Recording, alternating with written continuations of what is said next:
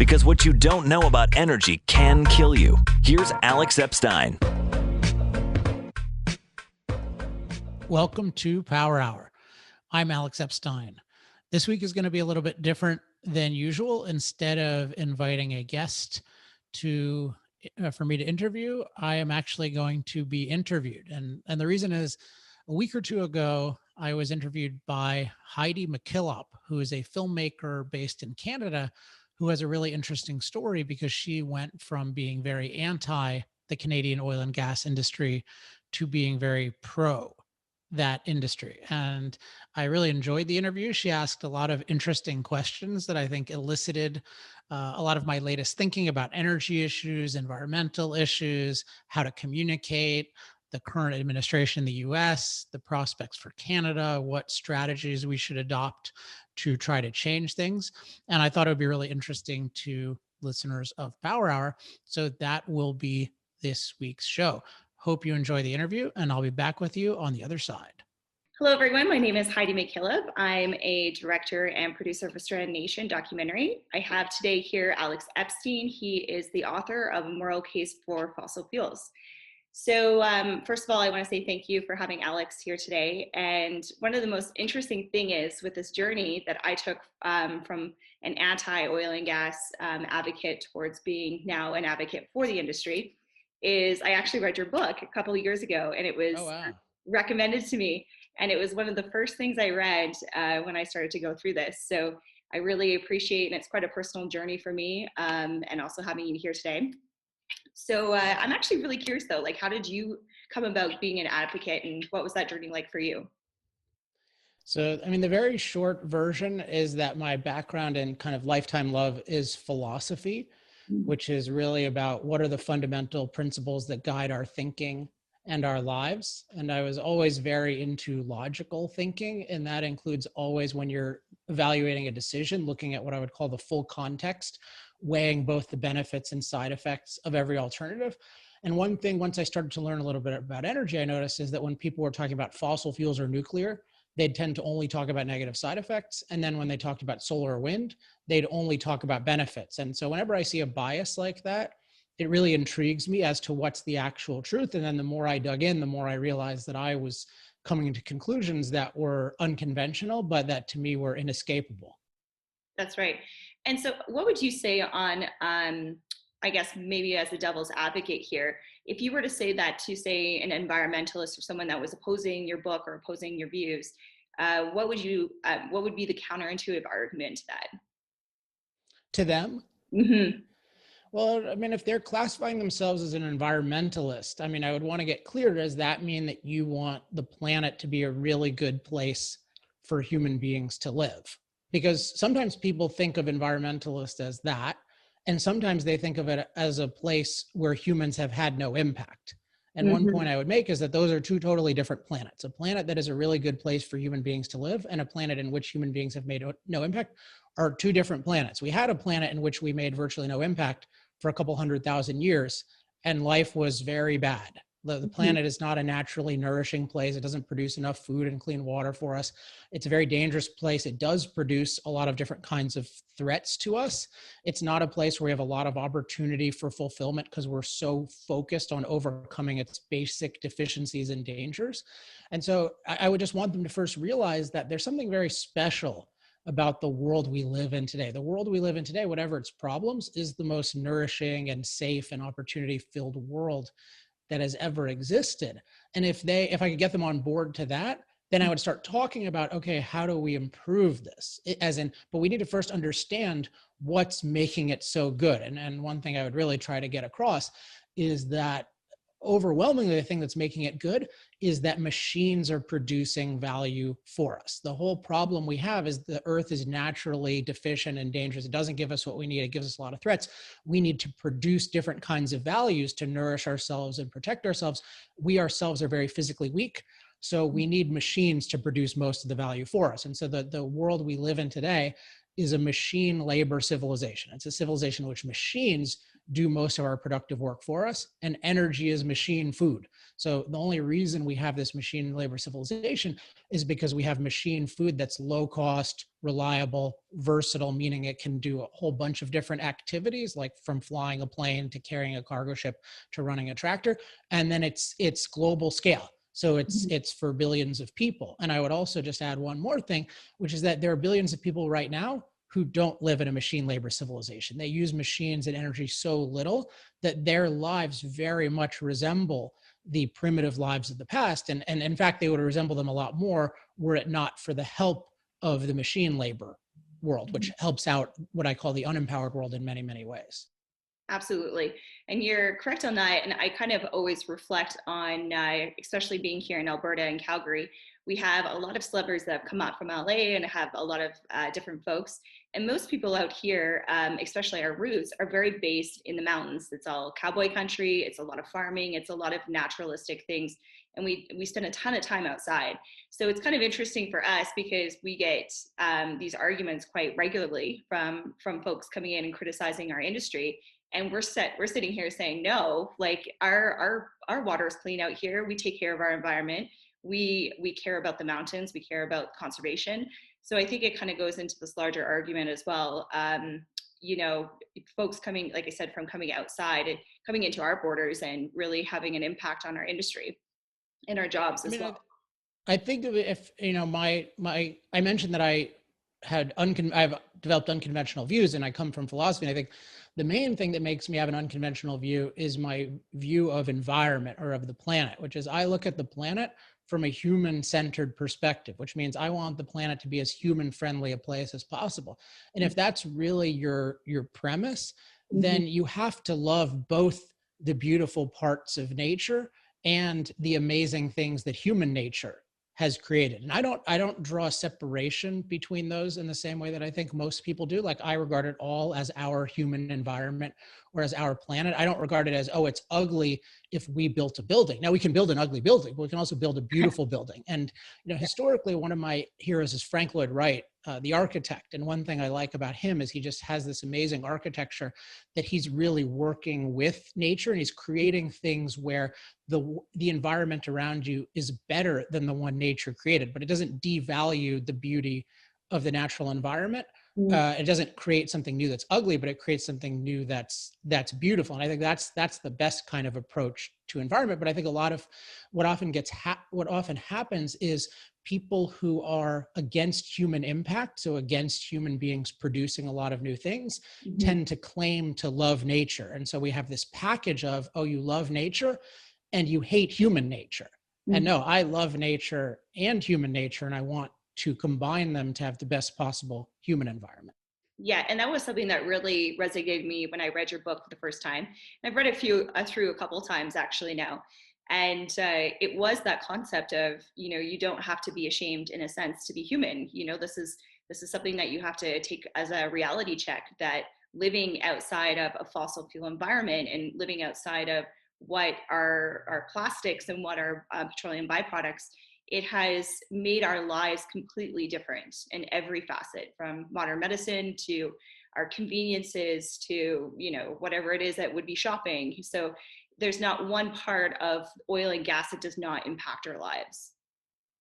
Yeah, and it's overwhelmingly positive. So, you know, we want, obviously we always want to improve. So we want to do that better, and we want to find better things in the future. But to find better things in the future, you have to understand how good the current thing is and what's made it so unique. It's like if you said, okay, I want to outcompete steel, I'd say, okay, that's a great aspiration, but you really need to understand why steel is so universally used. And you can't just say, oh, I've got an exciting new plan to get rid of all steel in 30 years. That's not an exciting plan. That's just an act of mass destruction. Yeah, one thing that I've learned through my advocacy as well is very simplistic messaging is really important to me, because my hometown and my area of the world in Canada is largely anti-oil and gas. So they have a fracking ban in my province, and it's been recently lifted a little bit with new administration, but it's been a huge contention for the last 10 years. So we have a lot of work to be done in terms of politics, in terms of really understanding where where our imports are coming from, our exports are coming from, which kind of gives us into the next conversation because in New Brunswick, we have Irving Refinery. I'm not sure if you're familiar with them, but they import primarily all of the oil and gas through there from Saudi Arabia. So when I talk to my family and my folks back home, I'm like, well, where would you like to see your oil come from? You know, do you want to see it from Alberta, or do you want to see it from the States that are an equally democratic country, or do you want to see it from Saudi Arabia? And it's really fascinating to me because they go, well, what does that matter? You know, or I get the other opposite reaction. Well, they'll say, well, does it come from there? Like they don't know. And it's a really odd to me that that's not widely taught and it's not acknowledged, right? So like how important to you is North American energy security, and why is it important that Canada and the United States work together on this issue? Yeah, there's a lot in the example that you shared. I think one thing is that we should be on the premise that we need to recognize how the world works and what choices we make. And all of us are choosing to use fossil fuels, including oil and gas. So everyone is choosing to live in a modern civilization. Just about everything you use is produced using some fossil fuel, including solar and wind. They're overwhelmingly produced using fossil fuels. They can't survive without perpetual fossil fuel backup. So everybody has to take ownership of the fact that we're using fossil fuels, and we're using fossil fuels for a reason. And I totally reject this idea that you can just say, oh, I hate fossil fuels, so I don't then have to think about any of these decisions like, oh, does the oil come from Saudi Arabia? Or like, I'm going to just disavow it. And so no, you are avowing it. Like you love fossil fuels in practice, even if you claim to hate them. So I think it's just very important to recognize the choices that we're all making. And they are choices. Anyone can choose to die, or anyone can choose to go live in a really impoverished place that's using virtually no fossil fuel. Now you have to use fossil fuel to even get there in a reasonable amount of time, but somebody could probably fashion together, chop down some trees with wood and fashion a sailboat and go across to some primitive country. But nobody's doing that because they like the world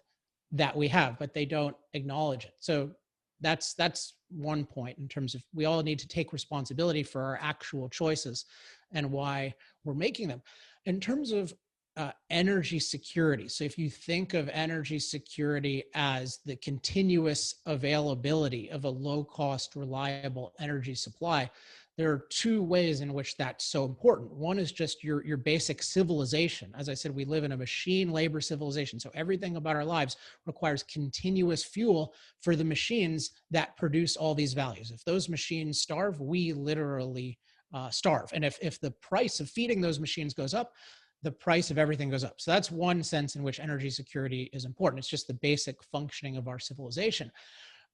Another one is foreign policy wise, because energy is so important. If it's not secure, it makes us much more vulnerable to manipulation by other countries. So you can look at how parts of Europe get manipulated by Russia. Historically, arguably, the US has been manipulated in different ways by Saudi Arabia. And so if you don't take the actions necessary to have a secure energy supply, then you're not going to not need it. You are going to be manipulated by your need for it. And then the final thing I'd add, a third, is just if, God forbid, we get into a conflict, one of the decisive variables in conflict is, do you have enough fuel for the conflict? But there's a great book called The Prize by Daniel Yergin, and he chronicles how in both World War I and World War II, oil shortages harmed the loser.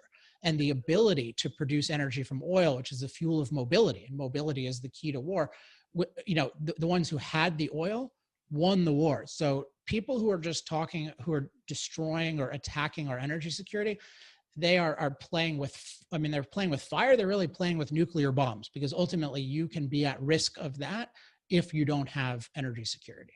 Well, yeah. And I think for me as a Canadian, I get really upset about these kind of conversations because, we look at Canada being the second largest landmass in the world. It's a huge country. We don't have a lot of people. We're completely underpopulated compared to other, superpowers in the world.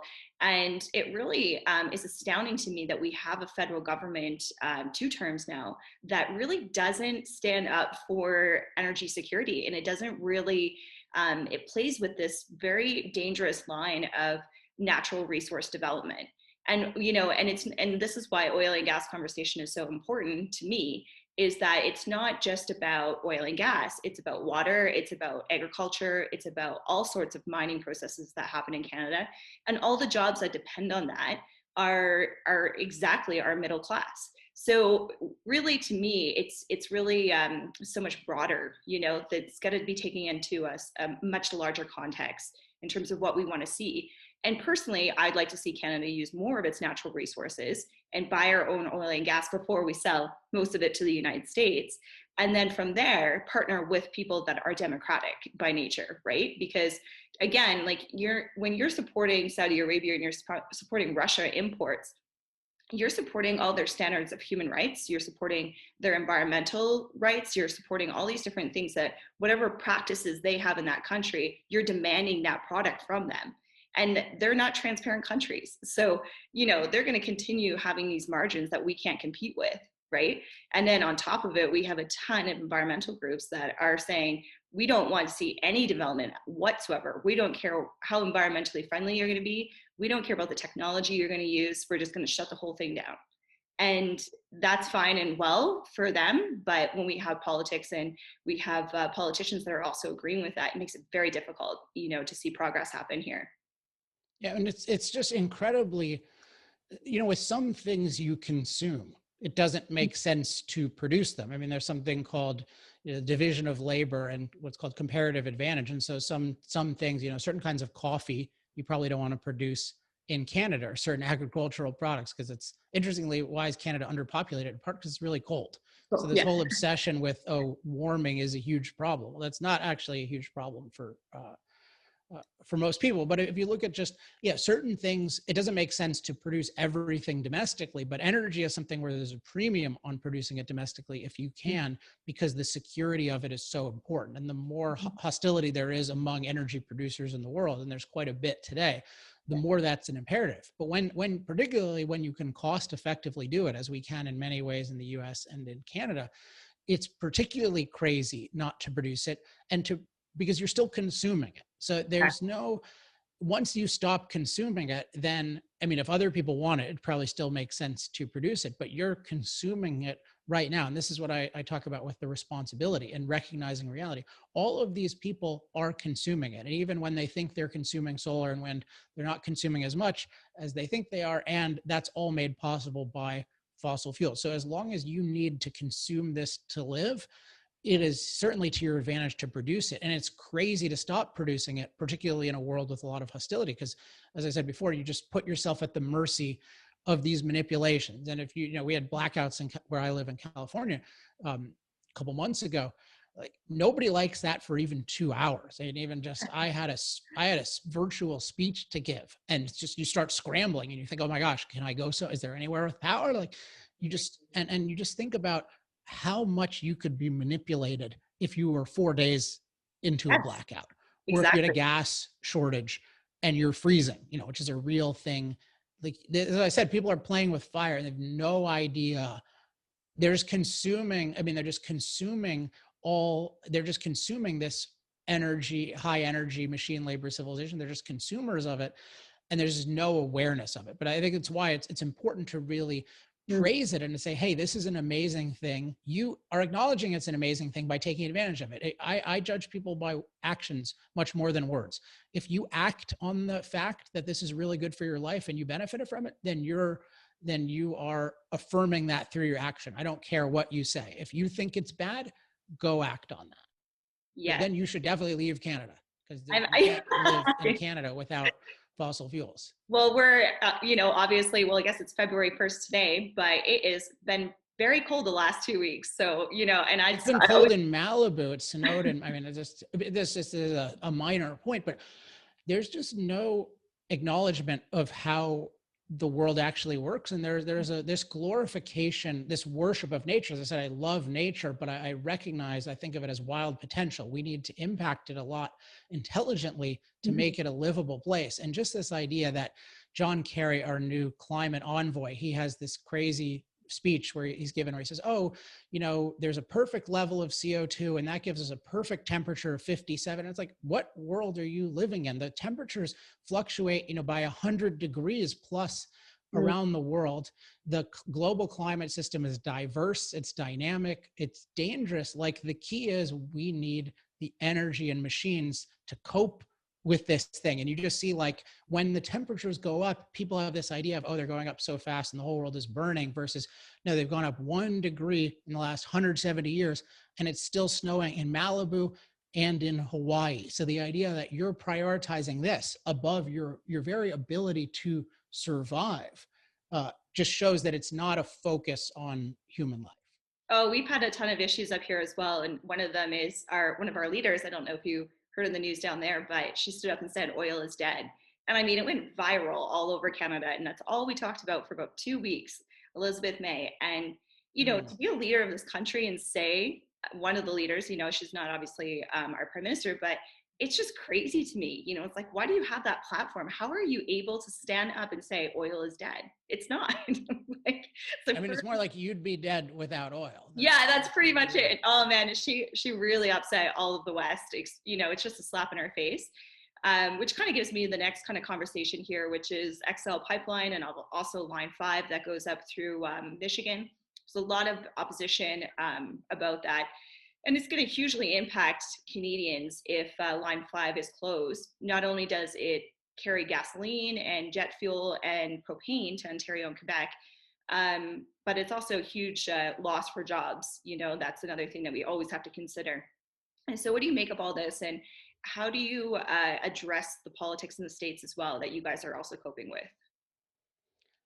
Yeah, it's a really, I mean, I really sympathize with Canada. That's part of why I wanted to do this interview, because it's so unjust. And I mean, the current administration in the US is just, there's not a lot of rosy things to say. I think there's a pretty strong opposition, and I do some work with the opposition. Like, I work with elected officials and try to help them come up with good messaging to counter this. But right now in the United States, we have a president who's committed to this idea of just fossil fuel elimination for electricity by 2035 and for everything by 2050. And none of that is remotely possible and will happen. But the direction of it is basically anything he can get his hands on that is connected in his mind to fossil fuels, he will destroy.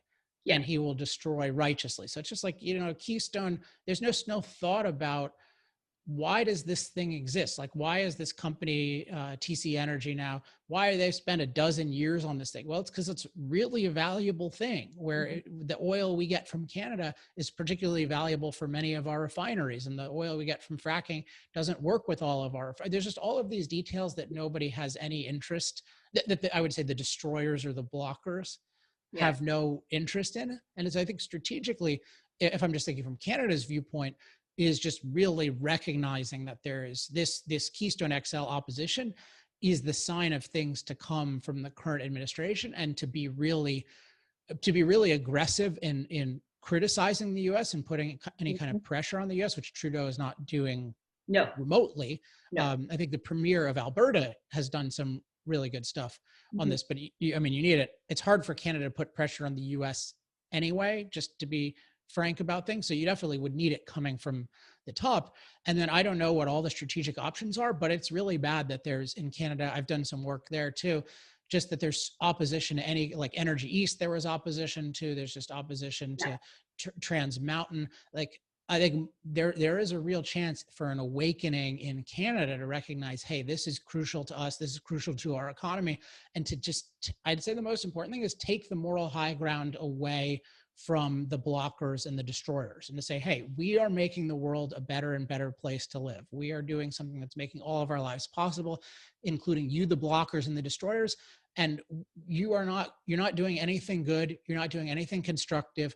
If you care about CO2 emissions, if that's your priority, then you need to come up with real innovations that can produce low cost, reliable energy with a lot less CO2. And that means you should support things like nuclear, but these people can no longer be allowed to just to block and to destroy with this idea that they're against fossil fuels, because they're using fossil fuels, they're offering no viable alternative, and they should be viewed as, I don't know if it's how common an expression, but like almost the peanut gallery, you know, like people who are watching an event and who are just the losers who are just complaining about everything. I think it should be really this okay, these guys are blockers, we're builders. It's time for you guys to get out of the way. Mhm. And then see, like really explore all your options for what can be built. Because it is a tough, at least next 2 years in the US with our Congress and with this president.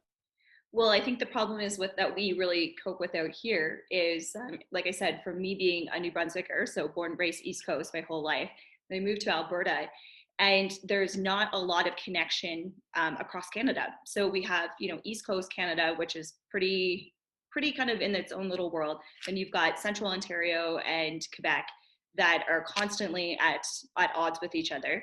And depending on, if you look at our prime ministers, most of them have in the last probably arguably 10 years have come from, except for Stephen Harper, from Quebec and Ontario. So what happens though is in 2019, we had a propane shortage here in Quebec. And it was so ironic because the oil and gas companies out here stepped up and actually ended up sending a bunch of propane to Quebec. Because number one, what happened was the nursing homes were at shortage. So it was the most vulnerable people in the culture, in the society, that ended up getting hurt. And it was because of the blockades going into Quebec. So it was environmental blockades.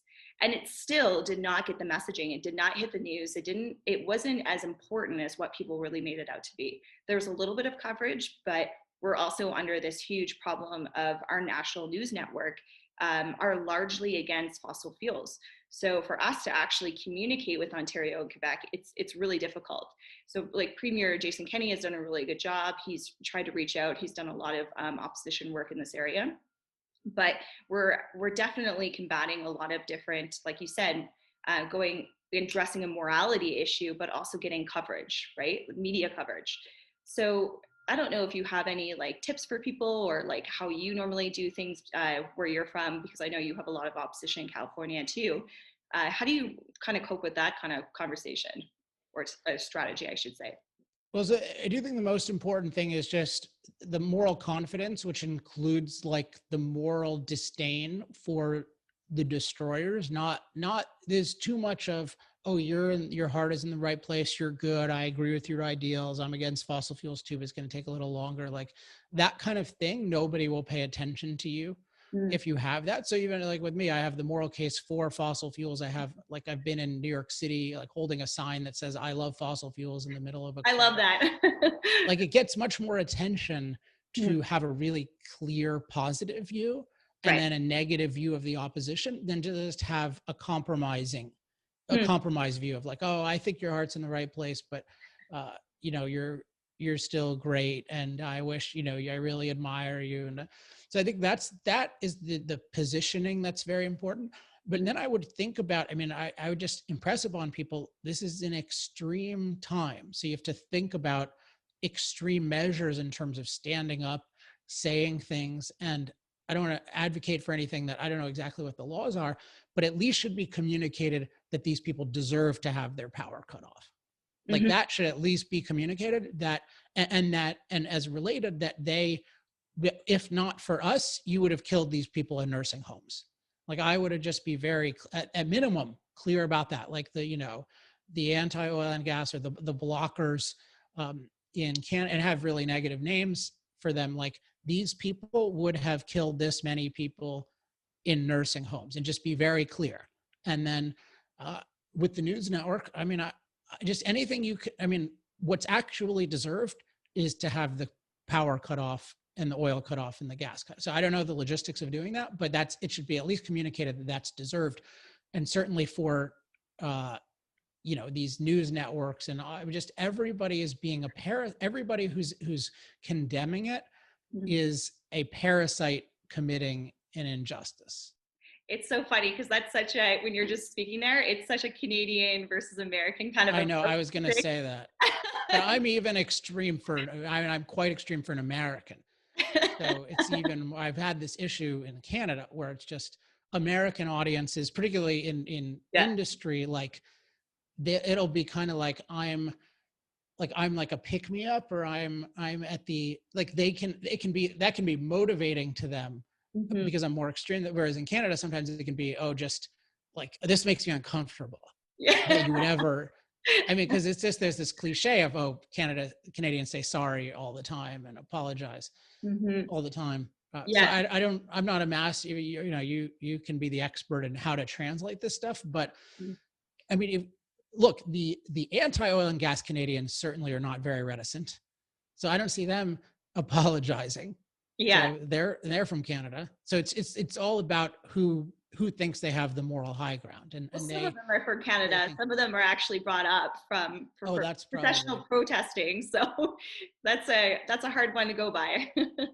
But Canada, there is, so one thing I've noticed that's exciting, and I've been throughout Canada, but I've spent more time in Alberta than other places. But even if you compare Alberta to Houston, Alberta has a lot more kind of organic grassroots support for industry, probably because it's so opposed Mhm. throughout Canada. Like the I created this I love fossil fuels thing, and in Canada there's the I love oil and gas, and I think With Cody Cody Battershill Battershill. is one of the, yeah, he's Yeah. done an amazing job, and I would just loved it when I would go there and I'd see restaurants having those signs. Yes. Like Yeah. in the Yeah. U.S. we don't have that, in part because it's not as extreme a situation, and so people are reluctant. They don't stand up as proactively as I think they would benefit from doing. But I think that there is a lot of potential in Canada, and the reality, you just need to keep pointing out the reality of, we're making the world a better place, they're making the world a worse place. And just with one, a thing we haven't really discussed much is with the whole green energy thing. I think it's important that this is something that is not a cost-effective substitute at all. Certainly not for mobility, not for industrial heat, Mhm. not for electricity on its own. It's still, and it's important. And I have a website, energytalkingpoints.com, that has a lot of specific facts about this. Just around the world, green energy, because it's unreliable, it's jacking up prices because it's not replacing the reliable energy, it's adding to the cost. And then it's decreasing the reliability because people are trying to get away with shutting down reliable power plants. It's not working. And Mhm. people need to know that this green energy ideal and aspiration, this is not an inspiring, brilliant idea about the future. This is something that's failing in the present, Mhm. even on a small scale. And so we should be very in favor of alternatives, but we want to have alternatives that actually can outcompete what works today. Because if we don't have alternatives that outcompete, what we do is just unilateral sacrifice. The Canada sacrifices, the US sacrifices. We make our energy less secure, less reliable, more expensive. Mhm. And we do that buying solar panels and wind turbines made in China using coal. Yes. Yeah. So Exactly. that's the reality of the green economy, and it's great for them because their coal is a great way of producing expensive products that then the U.S. and Canada will overbuy. Absolutely, and that's what I always say to folks when they're if I'm doing any kind of speaking or any kind of conference. I love doing it because I'm not an engineer.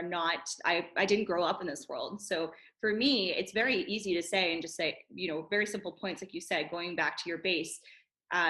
Whatever it is, even if it's a wind farm, the amount of coal and the amount of steel it takes to manufacture an onshore wind farm and an offshore wind farm, just on the energy point, that's a little bit engineering. It's a little bit confusing for the average person. But I just talk about like your toothpaste or your makeup or your clothes or your water bottles, like whatever it may be that you touch, which we're all using.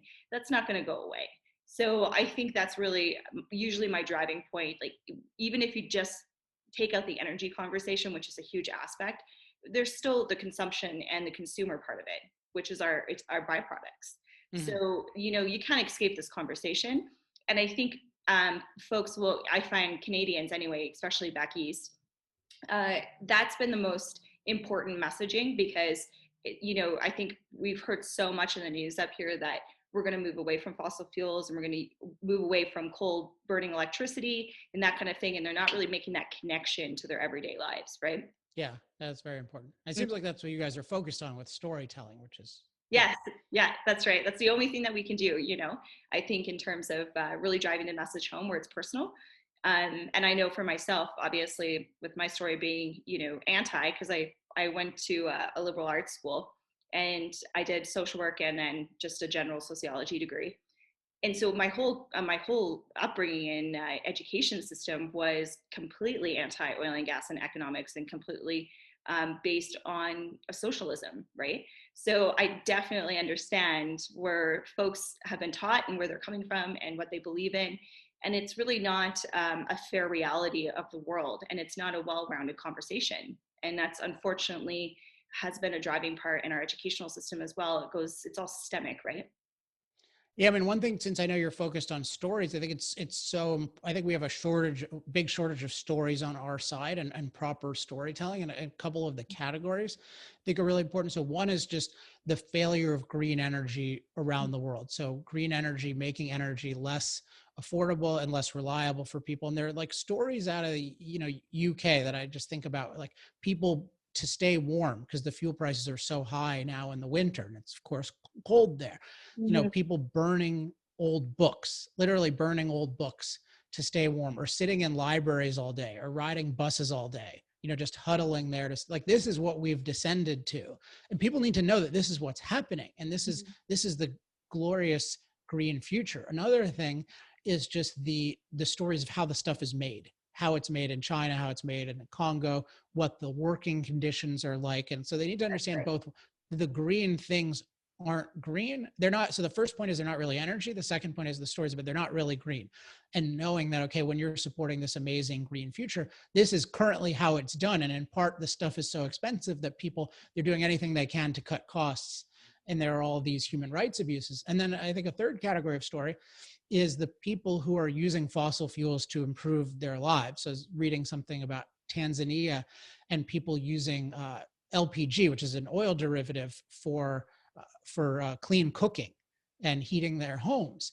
And they talk about, those things can save 2 hours a day of manual labor on the part of you think about that, like 2 hours a day saved mostly from the women in the home.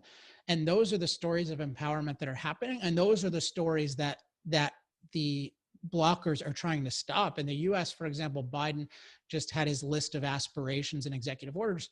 And I believe in that he talks explicitly about, we want to end international financing of fossil fuel products. Well, goodbye clean cooking fuel Tanzania. And there's something like only 2% of people have it there. 98% don't. Most of them are using wood and animal dung. And so if you get the story about people around the world are using fossil fuels to make their lives better, people are restricting fossil fuels and making their lives worse with green energy. And then that green energy is produced in this incredibly inhumane way. If people get those, there are other stories too. But I mean, the fourth one I would add is just how good we are, how safe our climate is compared to the past, because we're so good at mastering it with all these high energy machines. Like if they get those stories, then they'll see, oh wow, fossil fuels are making the world better, and this green energy movement is making things worse. And if you want to make it even better, you have to be for innovation, including nuclear. You can't be for destroying what works now because you can imagine that something else would work better. Absolutely. Well, I just want to say thank you again for your time. It's been such a great conversation, and best of luck with everything you do. And I know you definitely inspired me, and you've definitely had a huge impact on my personal advocacy life. So, if you ever feel down now and you're like, okay, I'm not making a difference, it really is amazing what you can do and what you can reach, and how well you're doing that. Well, it's great. I think the listener should take heart that, both of us sort of started in obscurity, and then I'm able to influence you and others, and you're able to influence others. So one person with conviction, and who comes to, especially if you come to it honestly, I think, like you didn't expect to agree with it and you do, you can make a lot of difference. So yeah, thanks for having me. And I just remind people, if they're interested, energytalkingpoints.com. And then my website is industrialprogress.com if they want. I have a whole bunch of resources that people can use. Perfect. Love that. Well, thanks again, Alex. All right. Thanks to Heidi McKillop for interviewing me, and for giving me total permission to use the interview on my podcast. I hope you enjoyed the interview. I really enjoyed talking to her, and I look forward to following her different videos and other projects in the future. Just to wrap up the show, as always, if you have any questions, comments, love mail, or hate mail, you can email me at alex@alexepstein.com. I particularly want to single out, follow me on Twitter if you like Twitter. Now, don't ruin your life by becoming addicted to Twitter. And if you want a tip, I highly recommend using the lists. I think it's the lists feature of Twitter. That's what I use almost exclusively. So you can make a list of people And that way you are just following the people that you think are worth following. So you could even just make a list that's just Alex Epstein on Twitter. I find that if I just go to the main Twitter page, it's got all of Twitter, what Twitter thinks is important, which is often some combination of what I would regard as propaganda and then also just totally unhealthy stimulation with anything it can distract me with or stimulate me with. So use the lists feature if you have any misgivings about Twitter, but twitter.com/Alex Epstein. I'm posting a lot of new talking points there. I also have talking points at energytalkingpoints.com. So check that out. But the Twitter account has the latest stuff. So wanted to make sure to emphasize that. Also, if you are not on my mailing list, highly recommend it. Get there at alexepsteinlist.com. And if you like the work we do at the Center for Industrial Progress and you want to accelerate it, you can become an accelerator. Go to industrialprogress.com/accelerate. That's it for this week. In the coming weeks, we're going to have a lot of really interesting guests. We've got one on some national security issues that I think are really important. We're going to have one next week on this Arctic blast and how it's illustrating the complete inadequacy and really failure of unreliables around the US. And then I have another great guest in early March to talk about the fallacy of the social cost of carbon. So lots of interesting guests coming in the next several weeks. I'm looking forward to learning from them, and I think you will enjoy it as well. So that is it for this week. I'll be back next week with a great guest. Until then, I'm Alex Epstein. This has been Power Hour. Power Hour. Life, liberty, and the pursuit of energy. Power Hour. The antidote to shallow thinking about energy issues.